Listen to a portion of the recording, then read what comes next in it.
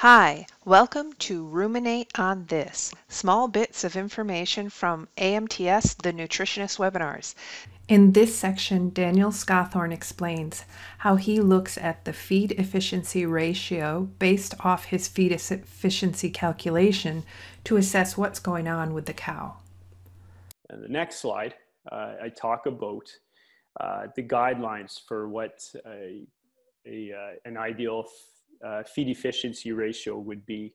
And these are, I believe it was about a year ago or maybe even 6 months ago, I did a post on LinkedIn and it had a lot of feedback on feed efficiency ratio. A lot of really good comments. So I would encourage folks to go back and look at some of that content. You know, I love to put the time into writing stuff, mainly for the fact that you get a lot of comments and you learn a lot as a writer putting these posts up. And this is one thing I got some really good feedback on, was feed efficiency ratio. Some people disagreed. So I deleted them from my LinkedIn. No, I'm just kidding, Yessie. There many people were reporting feed efficiency ratios that were really good, but here's how we classify them. 1.3 to 1.5, I would consider low. And so in other words, what this means is that if you have a cow that's producing, say 35 kgs, but she's consuming 26 kgs of feed to do that, then that cow would be considered a low feed efficiency ratio, and she would fall into that 1.3 to 1.5. So that's low. Now, I think that in most cases, these are rumen health issues. Assuming the days in milk is in that sort of normal 150 to 180 range, and also assuming that this has a pretty even demographic split, where we have about 30% heifers, 30% lactation 2, and 30% lactation 3+, or I guess we're missing 10%, but the other 10% you could just put in anywhere is there. So making all those assumptions and putting them aside, if we still have a pretty good calving interval and we still have a pretty even split of mature and heifers, then 9 times out of 10, it's acidosis or just poor rumen health or very poor diet digestibility. So then the question is, well, why is that diet so low in digestibility? Is it because we're feeding 3 kgs of fine chopped straw because we're out of forage? Well, maybe, but we're still probably not going to get a feed efficiency ratio that low.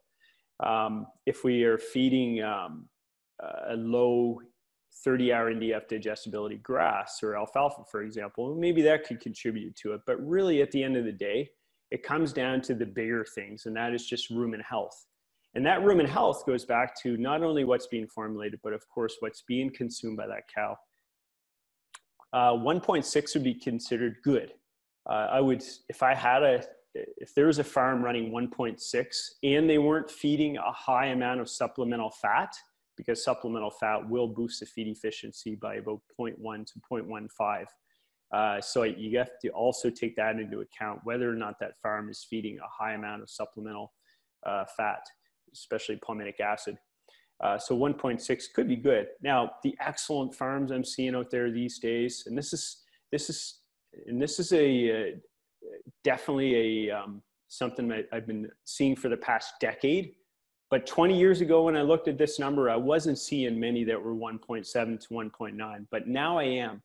And it's not by any means because we're making our diets or that I am formulating a much better diet. I think the point is that our cows are genetically getting better. They're better converters. They're more efficient cattle. And the second thing is that we're getting into a lot of farms are feeding these high digestibility forages now. And I'm seeing a lot of farms now between 1.7 to 1.9. Now, one of the reasons I like to calculate this number on a farm, if there's problems especially, is because it's a really good troubleshooting tool. Now, if a farm is having a lot of pregnancy rate issues or reproductive issues, maybe cystic ovary disease. Many times you go and calculate this feed efficiency ratio and you find that it's actually abnormally high. And that goes back to the fact that many vets would agree that cystic ovaries come about from a low energy diet. So it may not be low energy, it may be just the fact that the cows aren't eating enough and they're in a huge energy gap. Typically you see farms with low body condition score with these high feed efficiency ratios. And it may be as high as 2.1 or 2.2 in some cases. And the other thing to pay special attention to is, again, just the body condition, the rumen health, and the overall dry matter intake. So there's nothing wrong with it for a feed efficiency ratio if they have good condition, good reproduction, and a really good dry matter intake. And if those cows look excellent, then there's nothing wrong with a 2.0, but it may indicate problems. So. This assessment of how to look at feed efficiency may help you target what areas of your herd are working and what needs help. These shorts are brought to you by AMTS, Agricultural Modeling and Training Systems. For more information on this and any other webinar, email webinars@agmodelsystems.com.